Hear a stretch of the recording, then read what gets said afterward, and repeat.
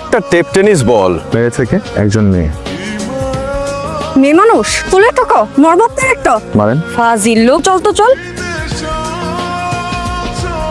সৈয়দ বাড়ির লোকজন কোথায় গেল? সব ভরা বাড়ি খালি হয়ে গেল নাকি? কার এত বড় সাহস সৈয়দ বাড়ির সামনে এসে উচ্চ স্বরে চিৎকার করে? আমার এত বড় সাহস। সারপ্রাইজ? এখন আমি যদি আগে বলে দিতাম তাহলে তো সারপ্রাইজ থাকতো না, রাইট? তোমাকে এতদিন ধরে সবাই দেশে আসতে বলছিল, তুমি আসো নাই, আর এখন সারপ্রাইজ দিচ্ছ। তাই লবণ হয়? আমি লাবণী। তুই লবণ। আমার ছেলেটা কত দূরের দেশ থেকে উড়ে উড়ে আসছে, ক্লান্ত হয়ে গেছে না? আরে ভেতরে নিয়ে যাও। আগে চলো চলো। আপামনি, আজকে আপনার খবর আছে। চুপ থাক জরিনা, আমার নাম রোজিনা, আপনি খালি আমার ব্যাঙ্গান। এই যে পেতনি আসছে। আমি পেতনি? আমাকে দেখে তোমার কোন দিক থেকে পেতনি মনে হয়? তোকে কতবার বলছি কাজ শিখবি, আমার সাথে ঘরের কাজ করবি। আমি কি কাজের মেয়ে জরিনা হব? আমার পার্লামেন্টে কি বলে, কাজ করবো তো কিছু শিখতে হবে রে মা, নাহলে বিয়ের পরে যখন শ্বশুর বাড়িতে গিয়ে কোনো কাজ করতে পারবি না, তখন শ্বশুর বাড়ির লোকজন খারাপ বলবে না। একটা সত্যি কথা বলো তো, আমাকে কি এরা রাস্তা থেকে টোকায় আনছে? ভাই আমার কাছে দেখতে। সুমি, তুমি ডাক্তার কি হয়েছে সুমি? আবার আপনি? ফুলের টোকাটা সুন্দর, অবশ্য ফুল নিজেও খুব সুন্দর। আপনি কে বলেন তো? আপনি কোন বাড়িতে বেড়াতে আসছেন? ব্যবহারটা কিন্তু ফুলের মতো হলো না, কাটার মতো হয়ে গেল। আমি কাটা? এখন বলেন আপনার পরিচয় বলেন। কাটার খোঁচা সইতে পারি না, ফুল হলে পরিচয় দিতাম। কিন্তু মহাতান্ড। ছবিটা কিন্তু তুলেছি সুন্দর।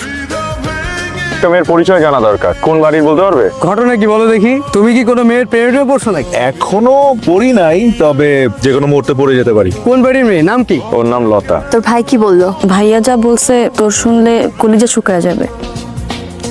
আবিদ ভাইয়া সৈয়দ বাড়ির বড় নাতি। তুমি যদি 2 পা আগায় থাকো 4 পা পিছে আসো। কেন? লতা খান বাড়ির মেয়ে। লতা ছোট চাচার সাথে আমাদের ফুপি ভেঙে গেছে। ভুলে ওইদিকে পা বাড়াইস না। সবার আগে আমার আপনজন, তাদেরকে কষ্ট দিয়ে নিজের ভালোবাসাকে প্রায়োরিটি দিব না।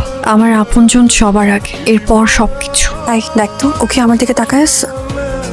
না, উল্টার দিকে তাকায় আছে। এটাই ঠিক আছে।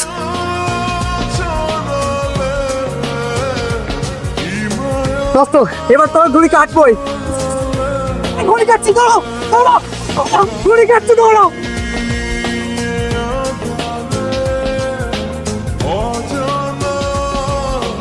আরে গুড্ডি, যার কাছ থেকে দূরে থাকতে চাই তার কাছে টেনে নিয়ে আসলি। কপালে যে কি আছে কপালওয়ালাই ভালো জানে। আজকে শুক্রবার, তাই বাড়িতে কেউ নাই। প্লিজ তাড়াতাড়ি চলে যান। যে আমাকে এখানে নিয়ে আসছে তাকে তোমার কাছে রেখে গেলাম। কপাল ভালো কেউ এখনো দেখে, তাড়াতাড়ি চলে যান। যেতে পারি? একটা শর্ত। কি শর্ত? আমাকে কথা দিতে হবে, কাল আবার দেখা দিবা। জীবনেও না। আমি অপেক্ষা করব। আমি আসবো। আমি তাও অপেক্ষা করব। আমি জানতাম তুমি আসবে। না আসলে আবার কি করে বস? এত ভয়? ভয়কে জয় করতে পারবেন? তুমি হাত ধরে পাশে থাকলে আমি সব পারবো। কিন্তু এই হাত ধরলে কখনো ছাড়তে পারবেন না। ছাড়ার জন্য ধরতে চাই না, সারা জীবনের জন্য ধরতে চাই। আপনার ফুপু আর ছোট চাচার মতো আমি পালিয়ে যেতে চাই না। পালাবো না, আমরা আমাদের আপনজনদের মন জয় করব। সত্যি। সবকিছু জেনে একসাথে তুই এই কাজ কেন করলি? কষ্ট সহ্য করতে করতে কোন অবস্থায় আছে আর সবাই সেটা জানিস।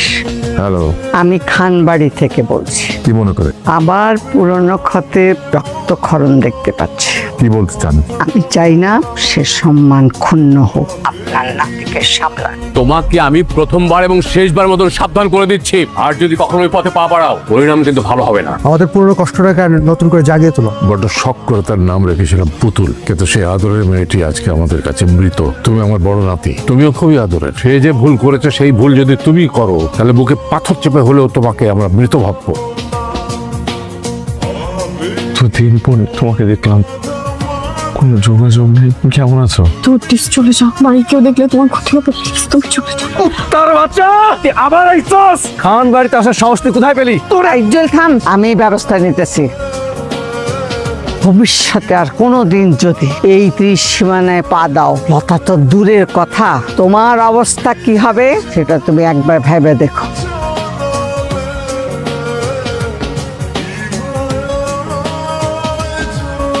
দাঁড়াও, এখানে ছেলে সেখানে ফেরত যাও। ভেবেছিলাম আমার ছেলে আমার কাছে থাকবে, কিন্তু কোনো দরকার নেই। তুমি অস্ট্রেলিয়া চলে যাও, আমাদের তোমার দরকার নেই, তোমারও আমাদেরকে দরকার নেই। যাও। আমাদের মান সম্মানের কোনো মূল্য নেই তোমার কাছে। তোমার ফুপু একবার গোটা গ্রামের মানুষের কাছে আমাদের অপমানিত করেছিল।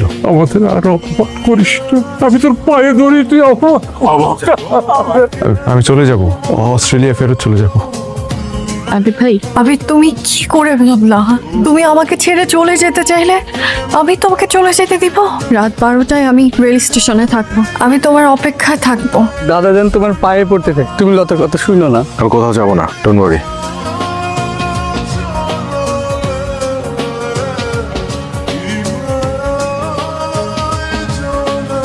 আপনপুর নিবাসী পিতা সৈয়দ মোরশাদ হোসেন, মাতা মোসাম্মদ ইশরাত বেগমের রাজি থাকলে বলেন কবুল। লতা, তোমার সাথে আমার কিছু কথা আছে। কি হয়েছে তোমার? আমার ফুপু আর তোমার চাচা যে কাজ করেছে ঠিক একই ভুল আমরা করতে যাচ্ছিলাম। তুমি আমাকে বিয়ে করতে চাইতেছো না? তুমি জাস্ট চোখটা বন্ধ করে একটা বারের জন্য তোমার আপনজনদের কথা চিন্তা করে দেখ। একটু বেশি স্বার্থপর হয়ে যাইতেছে, তাই না? আমাদের আর কোনোদিনও দেখা হবে না। কোনোদিনও না। যদি দেখা হয়ে যায়, কাউকে চিনবো না কোনোদিন, যে চিনতাম সেটাও মনে করবো না, ভুলে যাবো সব। তুমি সোজা রাস্তা দিয়ে যাও আর আমি পেছনের রাস্তা দিয়ে যাচ্ছি। নিজের খেয়াল রেখো। তুমিও। কিছু ফিরে তাকাবা না কিন্তু। আমিও তাকাবো না, তুমিও তাকাবো না।